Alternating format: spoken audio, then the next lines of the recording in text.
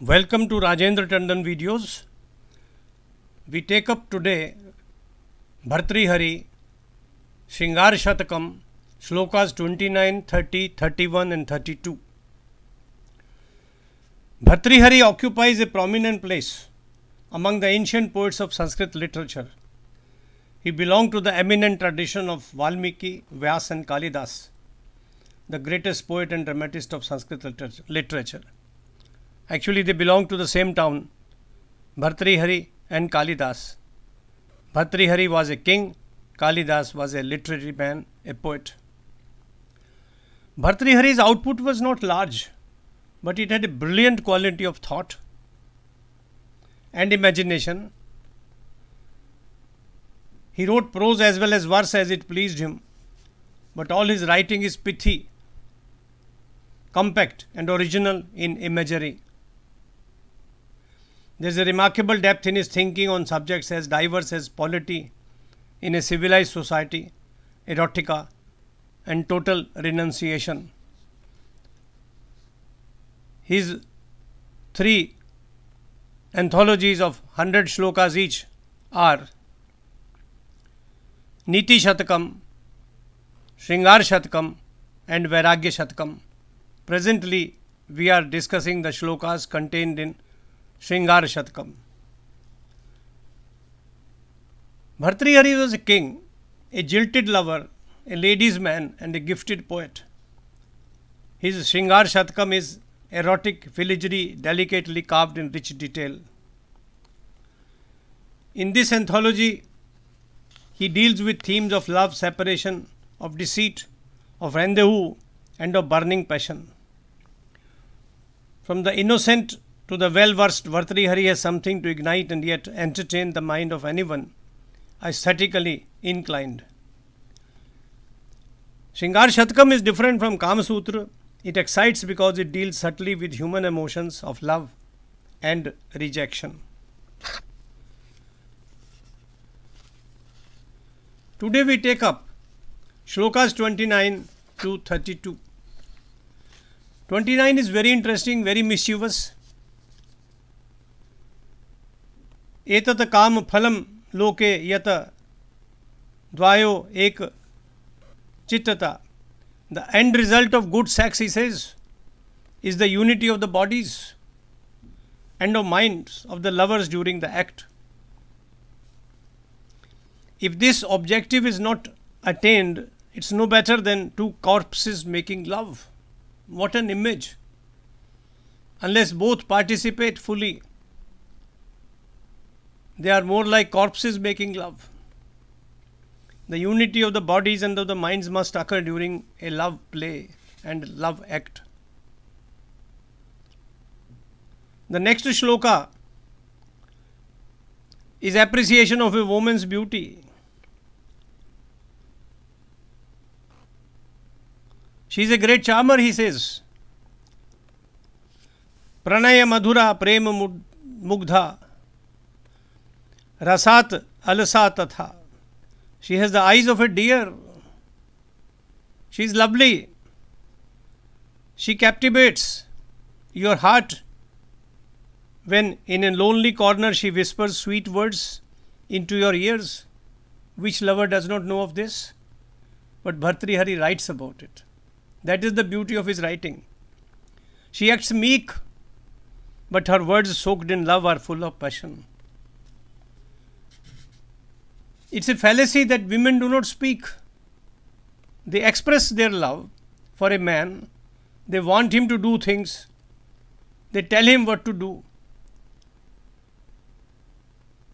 They express their passion as well as desire in words, in actions.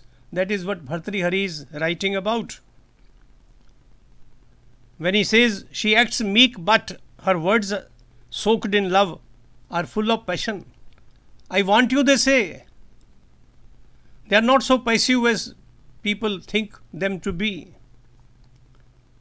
Bhartrihari writes, she lifts words heavy with erotic hints and she is unintelligible at times. But her words always radiate happiness. Her expressions are naturally trustworthy. habitually elegant, and yet these put you on fire. She's spontaneous. And don't forget, she's so good looking, he says. Without doubt, such a woman is a great charmer.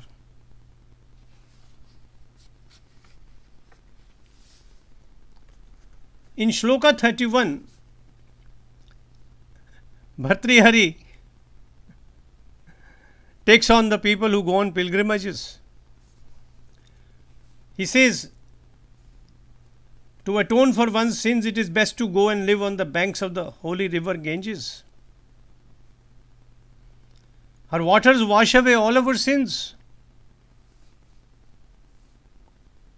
But there is another side to life, he says. Mark his words. To enjoy life and its pleasures, writes Bhartrihari, it is preferable to wander deep into the cleavages of charming young women, where lovely necklaces add to the allure of their breasts. It's a fabulous image, a fantastic image, a real image, which every man has enjoyed and every woman has presented to her lover for enjoyment. Wandering deep into the cleavage of a charming young woman. These words were never written before. They were written only by Bhartrihari.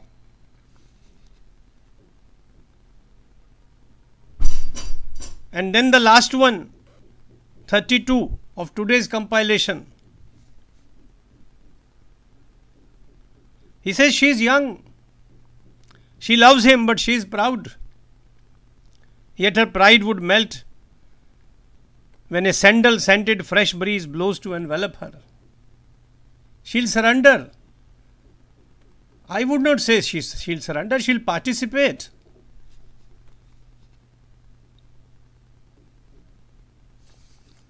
The word used for proud is man, which frequently occurs in Sanskrit poetry and literature.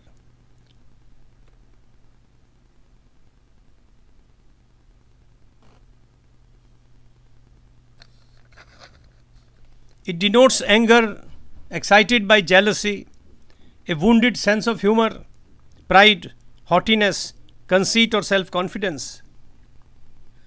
A woman is said to be displaying man when offended by the neglect or behavior of her lover. She ignores him or spurns him. Punjabi में कहते हैं जा दफे हो. She is often advised to make peace, overcome her man and win him over.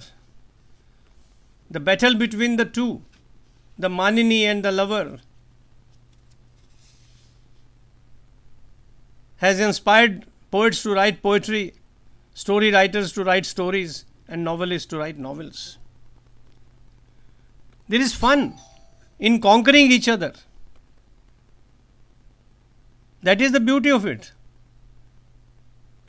Being lovers cannot be just dry expressions of words and images. There has to be some delay, some hesitation, cajoling, and that is where the man comes in, and it has to be overcome. So Bhartrihari, one after the other, has provided us with lovely images of erotica. The next few poems will be on the seasons and how they affect the sexual urge. Thank you for visiting this site and listening to me.